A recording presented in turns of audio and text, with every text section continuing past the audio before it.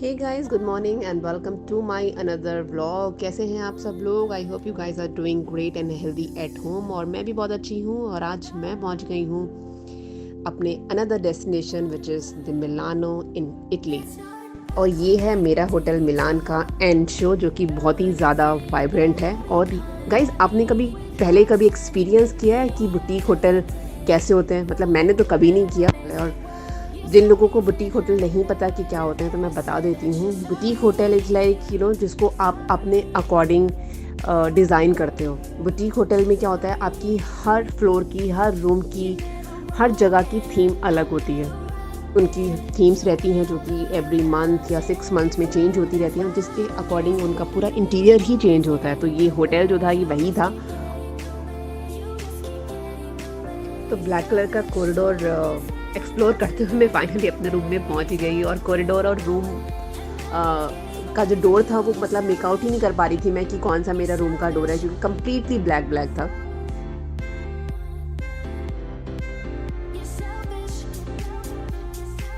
But finally जब मैं room में एंटर हुई तो मैंने देखा कि रूम थोड़ा सा मेरा सोबर था। वाइट थीम थी अंदर रूम की। तो मुझे अच्छा लगा कि चलो कम से कम रूम उतना वाइब्रेंट नहीं है। मतलब once in a blue moon explore करने में कुछ नहीं जाता। और ये मेरा फर्स्ट टाइम था जब मैं बुटीक होटल में स्टे कर रही थी और मैंने एक्सप्लोर किया, तो मुझे काफ़ी अच्छा लगा। काफ़ी अच्छा लग रहा था चीज़ों को देख के। बहुत ज़्यादा कलरफुल थे, बहुत ज़्यादा वाइब्रेंट चीज़ें थी यहाँ पर। और इवन जो स्टाफ था यहाँ का, उनकी भी ड्रेस कोड इतनी क्यूट थी। देवर इन फॉर्मल्स बट स्नीकर्स। तो जब तक हमारा प्लान एग्जीक्यूट हो पाता कोमो लेक जाने का, काफ़ी लेट हो चुका था, आफ्टरनून हो गया था।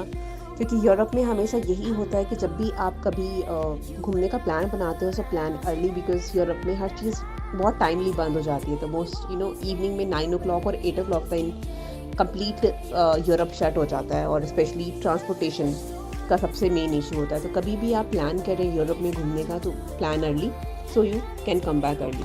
तो हम लोगों का प्लान जब तक एग्जीक्यूट हुआ 1:30 बज गया था दोपहर के। एंड देन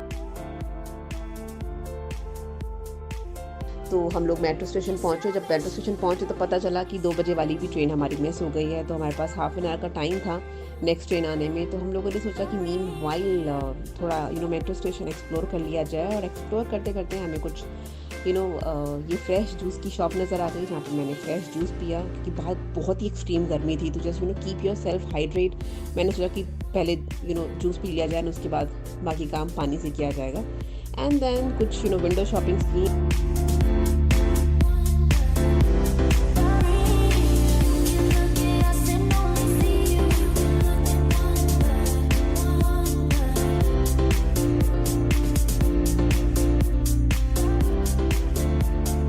के बाद हमारी ट्रेन आ गई and then we left for the central station.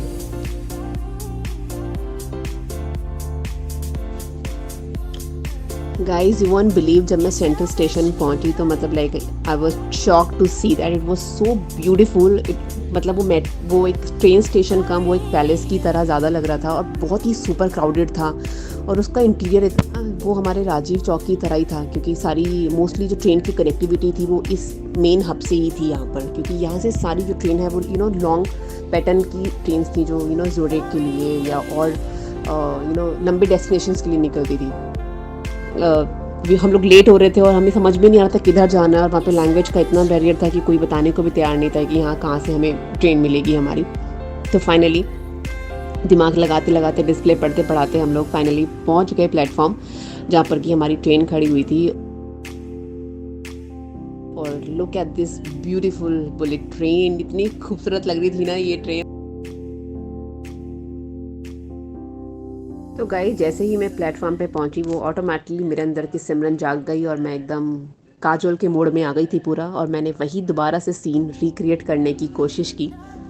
Scene तो रिक्रिएट हुआ but there was no Raj available at the gate to hold my hand कि चलो ट्रेन निकल रही है तो मैं हेल्प करता हूँ। देन उसके बाद हम लोग फिर से सब बिजी हो गए अपना साइट सीन फोटोग्राफिंग करने में। और अंदर का जो इंटीरियर था वो इतना खूबसूरत था कि बड़ा ही मज़ा आ रहा था बैठ के ना, पूरी एकदम वो यूरोप वाली फील लेने में मैं तो बिज़ी हो गई अपना। और बाद में थोड़ी देर बाद हमें पता चला कि ये ट्रेन के अंदर एक छोटा सा रेस्टोरेंट भी है towards the last of the train. तो हम लोग फटाफट से दौड़ के वहाँ पहुँचे कि चलो ठीक है, let's go and grab some tea और कॉफ़ी, या जिसको भिजो पीना था।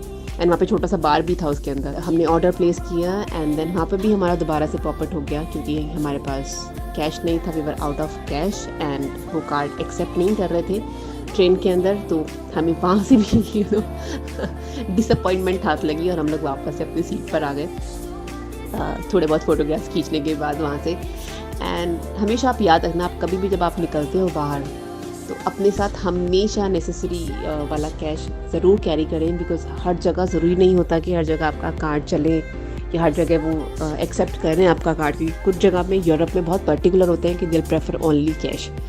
तो हम लोग वापस से आए, अपनी सीट पे बैठ गए और यही सोच रहे थे कि अब कब टीटी आएगा। जैसे ही कोई आता था हमें लगा कि शायद टीटी आ रहा है अभी पैसे मांगने के लिए। बट एक और सरप्राइज़ मिला। इतने सारी डिसअपॉइंटमेंट के बाद एक हमें बहुत अच्छी चीज़ हाथ लगी। कोई टीटी हमसे पैसे मांगने आया ही नहीं थ्रू आउट आवर जर्नी और हम लोग 15 मिनट में अपनी डेस्टिनेशन पे पहुंच गए, सीजी कोमो लेक। तो वी वर वेरी हैप्पी कि अरे चलो ठीक है, 10 यूरो में ही हम लोग एक बुलेट ट्रेन में भी आ गए और बहुत जल्दी पहुंच गए जहाँ वो जर्नी ऑलमोस्ट 50 मिनट्स की जर्नी थी, वहाँ हमने वो 15 मिनट्स में ही कवर कर दी। तो we were very happy and excited.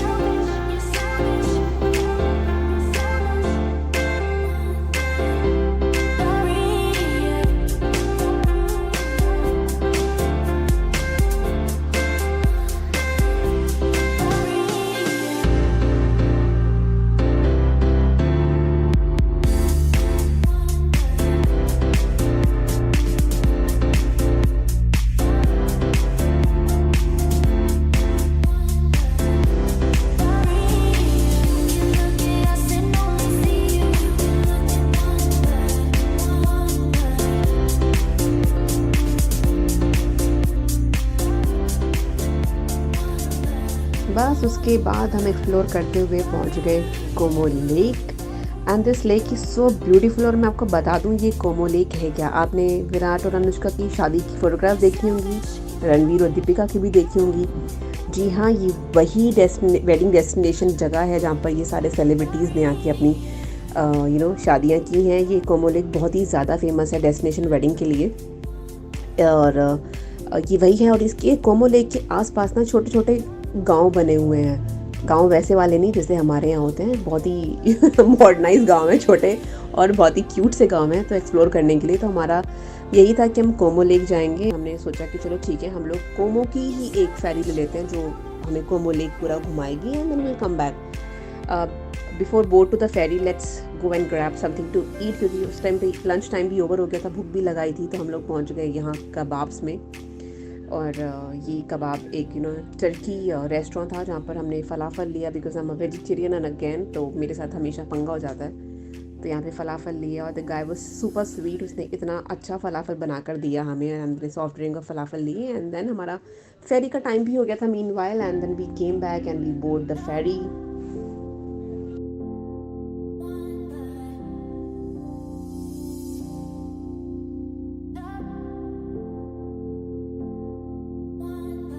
And finally the fun begins. हमारी राइड हो गई है शुरू और इस जगह को मैं जितना भी मुझे लगता है मैं कैप्चर करने का कोशिश करूं, कुछ ना कुछ मिस हो ही जाएगा, बिकॉज़ इतनी खूबसूरत सी ये जगह थी। मुझे ऐसा लग रहा था कि मैं क्यों फ़ोन पर हूँ पूरा time, why I am not enjoying the natural beauty of this place. But मुझे आप लोगों के लिए भी कुछ कैप्चर करना था। तो मुझे लग रहा था कि मैं बेस्ट ऑफ आउट कुछ भी कैप्चर करूँ आप लोगों के लिए। बट ये कहते हैं ना, Europe is like completely full of scenic beauty. तो आप ये जगह वैसी ही थी। हर बार मुझे ऐसा लग रहा था कि अरे कुछ मिस हो गया है, कुछ छूट गया है क्या, ये मैंने कैप्चर कर लिया फ़ोन में या नहीं किया। हर एक जगह की एक अपनी खूबसूरती थी जिसको मैं वर्ड्स में बयां भी नहीं कर सकती हूँ और ना ही मैं क्लिप्स में आपको दिखा सकती हूँ। वो ब्यूटी वैसी थी कि जस्ट आप उसको फील कर सकते हो। और शाम होने लग गई थी, थोड़ा सा सनसेट होने लग गया था, तो इस जगह की जो ब्यूटी थी वो और ही ज़्यादा इन्हांस हो रही थी उस टाइम पर, क्योंकि जब हमने शुरू किया था तब उस टाइम पे कंप्लीट ब्राइट था, एंड देन स्लोली वो शाम होने लगी, तो एक अपने आप में ही अलग मज़ा आ रहा था वहाँ पे उस जगह पे होने का। तो बस I am short of words कि मैं कैसे इस जगह को डिस्क्राइब करूँ, बस मैं इन्जॉय ही कर पा रही थी इस जगह को।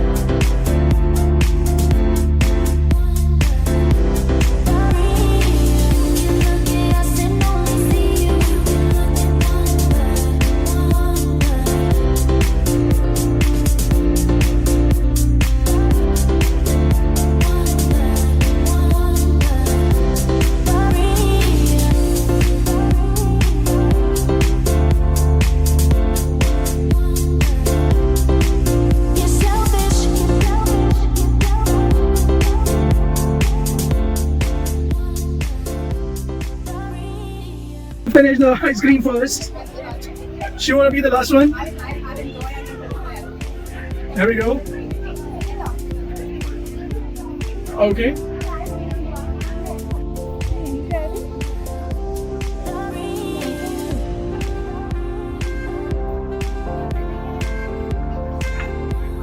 No, we haven't done one yet. The exploring. Just started again.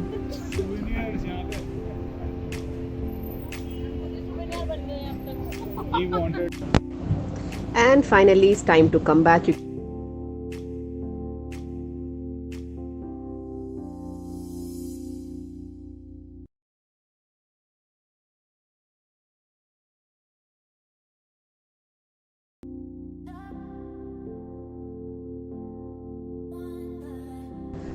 और नेक्स्ट डे इन मिलान, और मैं काफ़ी लेट सोकर उठी क्योंकि कल बहुत ज़्यादा थकान हो गई थी घूम घूम के। लंच लेकर आए हम लोग बाहर से, एंड देन उसके बाद जैसे ही होटल में वापस आई मुझे पता चला कि मेरी फ़्लाइट डिले है, तो मुझे बहुत ही ज़्यादा डिसअपॉइंटमेंट हो गई थी और शिट अभी और वेट करना पड़ेगा।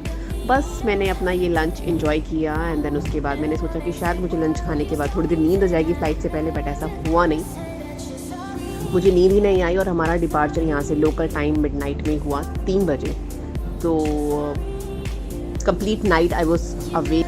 बस स्टिल एक एक्साइटमेंट ये थी कि मैं वापस से भारत आ रही हूँ, घर आ रही हूँ, तो that keeps me motivating and makes me to get ready faster and quicker as I can. तो बस यही था, and that's all for Milan blog. अगर आपको मेरा ये ब्लॉग अच्छा लगा हो तो please do like, share and subscribe, and till then stay tuned and keep watching my blog.